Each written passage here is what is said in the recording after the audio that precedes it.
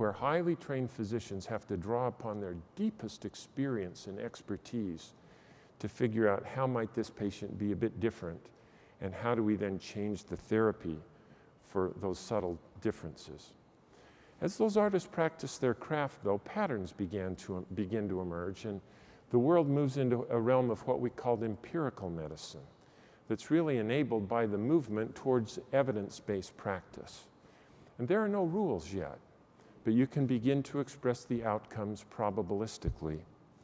Then as we come to be able to diagnose the disease precisely, it moves healthcare into a realm that we would call precision medicine, where if you can diagnose the disease by its cause with no ambiguity, you in fact can have a rules-based therapy.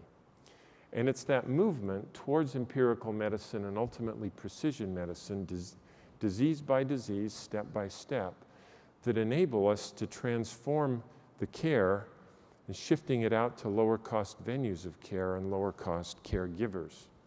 Big drivers of this are imaging technology and the emerging fields of molecular diagnostics that allow us to get underneath the symptom.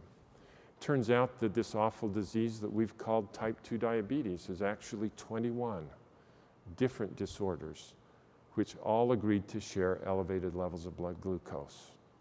Wheezing, which we call asthma, is at least 8 different diseases. And so now you see why, when you have a clinical trial and you see only 24% of the patients respond, in the past we've just rejected those drugs because of their limited efficacy. And now the identification that a small subsegment of the population responds to the drug is a wonderful discovery, because it allows us now to realize that there are multiple diseases sharing the symptom by which we admitted people into the trial.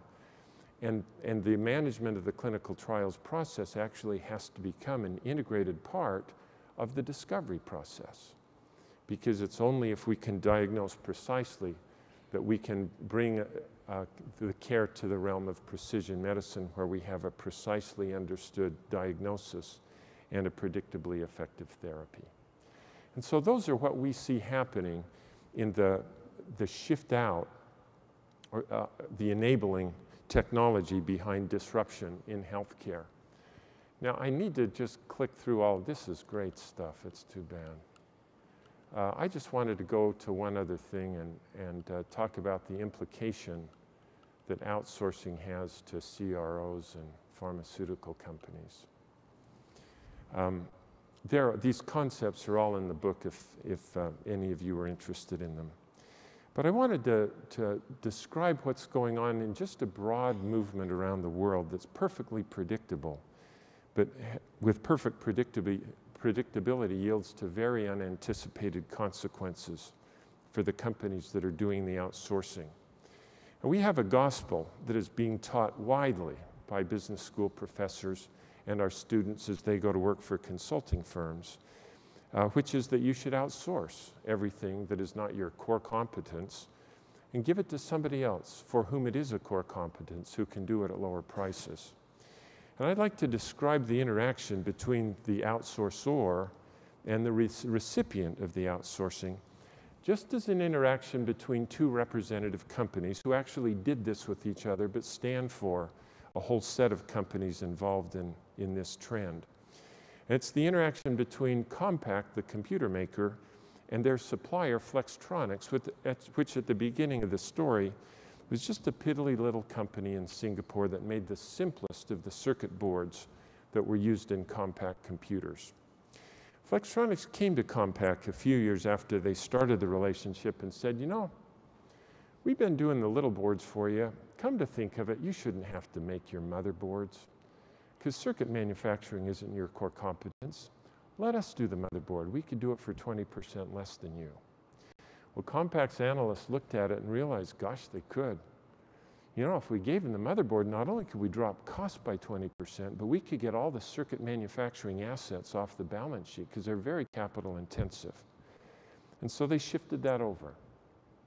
Compaq's revenues were unaffected, but their profitability really improved.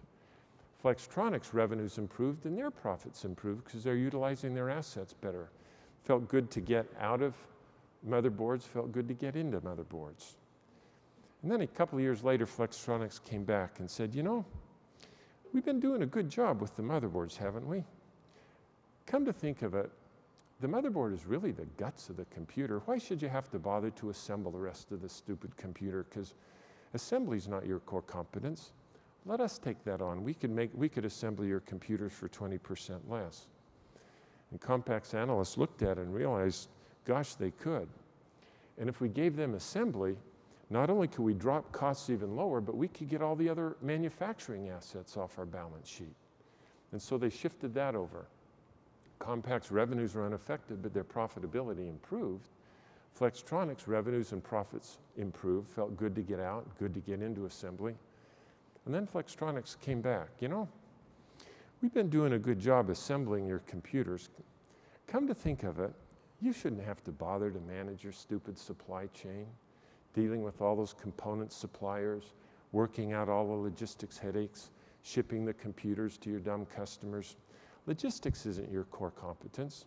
Let us manage your supply chain. We could do it for 20% lower cost. And Compact's analysts looked at it and realized, gosh, they could. And if we gave the supply chain to them, not only could we drop those costs 20%, but we could get all the current assets off the balance sheet. And so they shoveled that over. Compact's revenues are unaffected, but their profitability now really starts to look good, especially return on assets, because they got no assets, and Wall Street loves asset-light companies.